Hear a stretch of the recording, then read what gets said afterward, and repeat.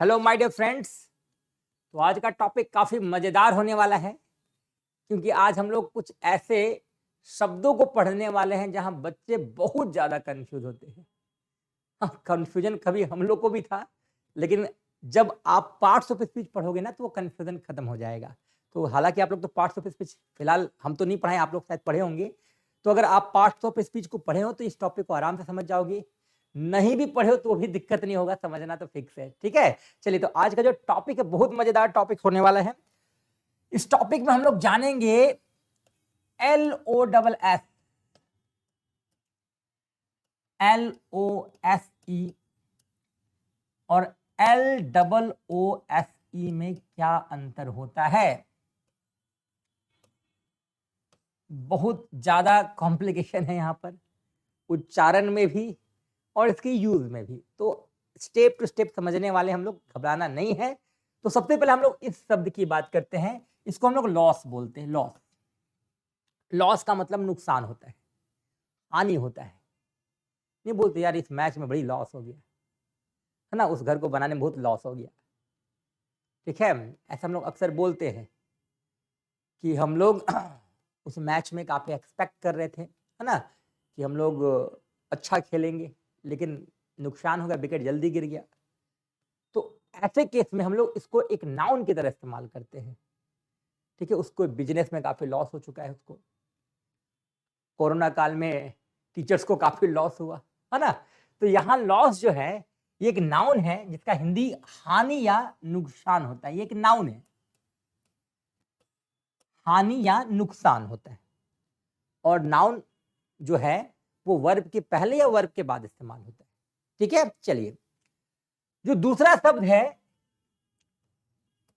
इसको कुछ लोग लॉस ही पढ़ते हैं, लेकिन इसका सही उच्चारण जो है वो ज में आता है। ये लूज का उच्चारण लेकर आता है कि इंडिया वांट टू या इंडिया डज नॉट। अगर हम लोग टीम की बात करें तो हम लोग डू भी लगा सकते हैं, क्योंकि टीम में काफी सारे लोग होते हैं। तो अगर हम इंडियन टीम की बात करेंगे तो हम लोग डू का प्रयोग करेंगे कि इंडिया। देखो समझना, यहाँ पर इंडिया अगर कंट्री की बात होती है ना तो वहां पर हम लोग डज का प्रयोग करते हैं, लेकिन इंडिया टीम की बात करते हैं तो वहां प्लेयर्स की बात होती है, तो प्लेयर्स में हम लोग डज की जगह डू का प्रयोग करेंगे। तो अगर हम बोलते हैं इंडियन टीम की बात करते हैं कि India do not want to lose the match, कुछ लोग उसको बोलते हैं लॉस द मैच। तो वहां LOSE एक वर्ब है, क्योंकि टू के बाद क्या आता है, वर्ब आता है। तो जो उसका उच्चारण होता है वो ज में होता है, लूज, है ना, लॉस नहीं, लॉस ये होता है। तो लूज जो है इसका मतलब होता है हारना या खोना, हारना या खोना। तो ये ना लेकर आया तो ये तो वर्ब हो जाएगा, हारना खोना, है ना, ये वर्ब हो जाएगा। ना जो लेकर आया तो वो वर्ब होता है। आना जाना खाना पीना क्या होता है, वर्ब होता है। तो ये वर्ब है। अब ये देखो, ये समझो, ये है ना, ये नाउन है, ये वर्ब है, और ये जो है पहले इसका उच्चारण पर हम लोग ध्यान देते हैं। इसको कुछ लोग बोलते हैं लूज, कि भाई तुम्हारा शर्ट बहुत लूज हो गया है ना। तो यहाँ इसको लूज नहीं पढ़ेंगे, लूज दैट इज ये हारने वाला सेंस है। यहां स का उच्चारण आता है, ये लूज होता है, भाई तुम्हारा शर्ट बहुत लूज है। लूज नहीं बोलना, हम लोग एक्चुअली ऐसा बोलते हैं, बट सही उच्चारण आप गूगल पे देखोगे तो ये स का उच्चारण लेके आता है, ये लूज वर्ड को लेकर आता है, लूज नहीं, लूज। और ये जो है हारने वाला, मतलब कंफ्यूजन क्या है कि जो उच्चारण इसका होना चाहिए वो इसका है ना, और जो इसका होना चाहिए इसका है। इसको हम लोग क्या सोचते हैं, भाई ये लॉस है तो ये भी लॉस होगा, लेकिन ये लॉस है, ये क्या है, लूज है, हारना। और ये स का उच्चारण लेकर आता है। तो अब ये है क्या भाई, ये लूज जो है इसका हिंदी ढीला होता है ना, और ये एक एडजेक्टिव है, ये एक एडजेक्टिव है। तो अभी आप लोग ये समझ रहे हो कि ये जो LOSS है वो नाउन के रूप में इस्तेमाल होता है, LOSE जो है वो वर्ब के रूप में इस्तेमाल होता है, और LOOSE जो है वो एडजेक्टिव के रूप में इस्तेमाल होता है। जहां तक नाउन की बात करेंगे हम लोग, तो नाउन का इस्तेमाल जो है निश्चित तौर पे वर्ब के बाद या वर्ब के पहले होता है। जैसे अगर हम बोलते हैं कि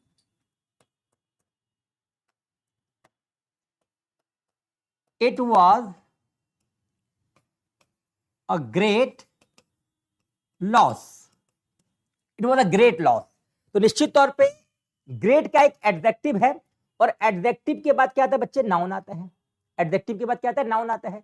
beautiful girl, good boy, laborious teacher, आता है कि नहीं? तो किसी भी एडजेक्टिव के बाद, देखो ये एडजेक्टिव है, तो एडजेक्टिव के बाद क्या आता है? नाउन आता है। वर्ब के बाद क्या आता है? नाउन आता है। तो आपको समझना क्या है कि LOSS क्या है? वो एक नाउन है, और वो नाउन की तरह एक्ट करेगा, है ना, वर्ब की तरह एक्ट नहीं करेगा। तो यहां पर हम लोग इसको नाउन के रूप में देख रहे हैं।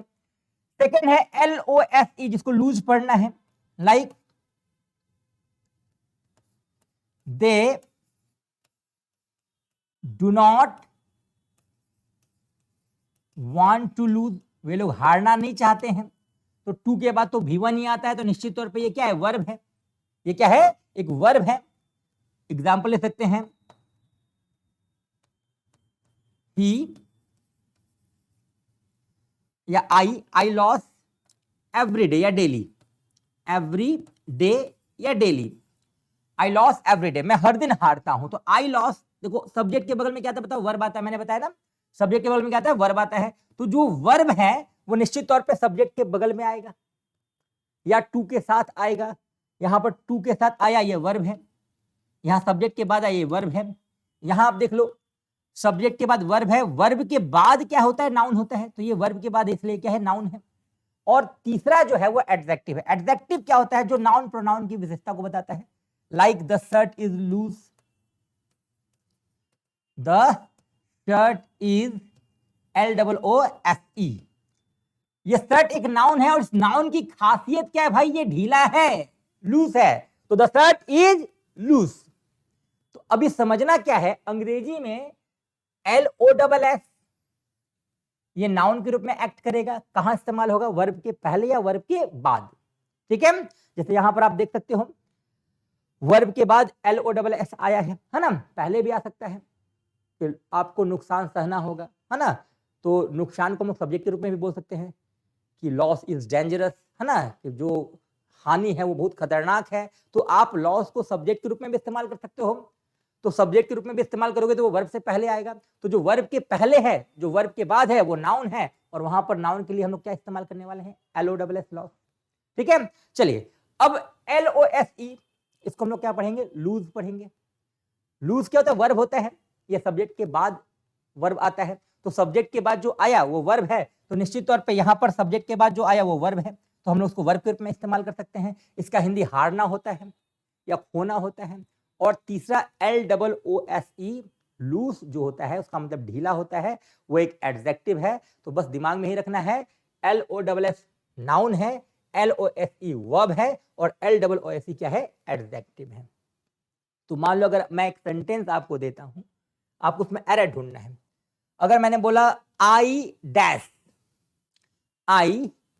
The match, I dash the match, तो आई के बगल में डैश है, मतलब सब्जेक्ट के बगल में डैश है, सब्जेक्ट के बगल में डैश का मतलब सब्जेक्ट को क्या चाहिए? वर्ब चाहिए। तो अगर सब्जेक्ट को वर्ब चाहिए तो बताओ आपको क्या भरना होगा? LOOSE भरना है कि LOSE भरना है कि LOSS भरना है? बताओ क्या भरना है? निश्चित तौर पे सब्जेक्ट के बगल में वर्ब चाहिए, तो आपको क्या भरना होगा? LOSE, LOSE। लेकिन अगर हम ये बोलेंगे कि योर